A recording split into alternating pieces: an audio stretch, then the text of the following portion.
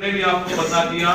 और जितने भी सिलेक्टेड स्टूडेंट्स हैं, जितने भी टीचर्स हैं, सब एक ही बात कहते हैं, हिंदी मीडियम में एक बड़ी समस्या है कि हमारे पास किताबों का अंबार है। मतलब जो टॉपर हमें किताब बता देगा हम वही किताब लाकर अपने घर पे रख लेते हैं। किताब इतनी सारी हो चुकी है कि उसको पढ़ने की हिम्मत भी नहीं हो रही। एनसीईआरटी हमने लाके घर रखी, उसको आज तक देखा भी नहीं होता है। कुल मिलाकर जो किताब है, कंटेंट इतना सारा मार्केट में आ चुका है। यूट्यूब के द्वारा कंटेंट ही कंटेंट है। आपको ऑफलाइन कंटेंट हर कोचिंग के आपको नोट्स मार्केट में उपलब्ध है।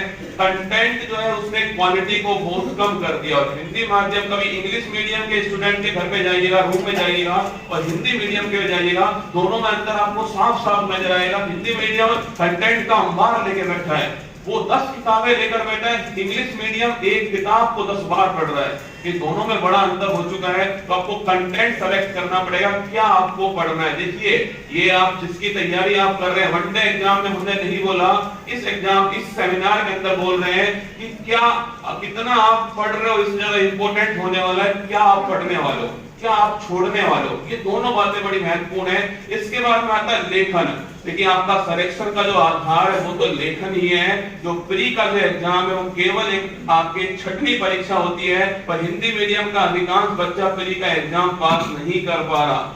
या आप महसूस करोगे, आंकड़े देखिएगा, हिंदी मीडियम का बच्चा मेंस का एग्जाम लिख ही बहुत कम रहा है, तो आगे सिलेक्शन भी अपने आप कम ही हो रहा है। आपको लेखन पर भी आपको ध्यान रखना पड़ेगा और प्री का एग्जाम पर भी ध्यान रखना पड़ेगा।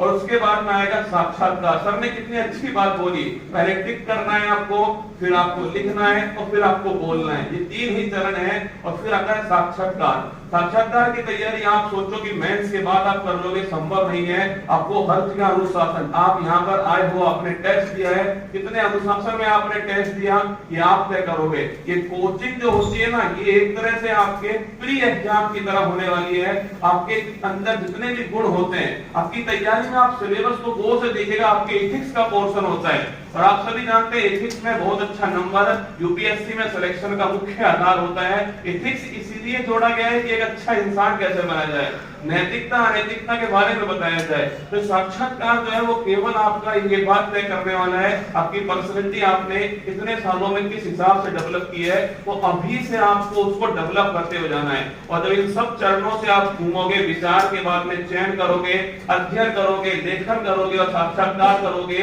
अंत में आपकी जो सफलता है वो आपको दिखाई देगी, अंत में आपकी सफलता प्राप्त होगी। और ऐसा नहीं है हिंदी मीडियम में सिलेक्शन नहीं होता, हर भर के सिलेक्शन होता है। पीसीएस के अंदर तो आप जानते ही हो, आरओ आप जानती हो, यूपीएससी में आपके सामने बहुत सारे उदाहरण अभी आने भी वाले हैं। मैं आपको उत्कर्ष के बाद उत्कर्ष से यात्रा आपकी शुरू करूंगा और प्रयागराज तक लाकर मैं आपकी यात्रा को लाने वाला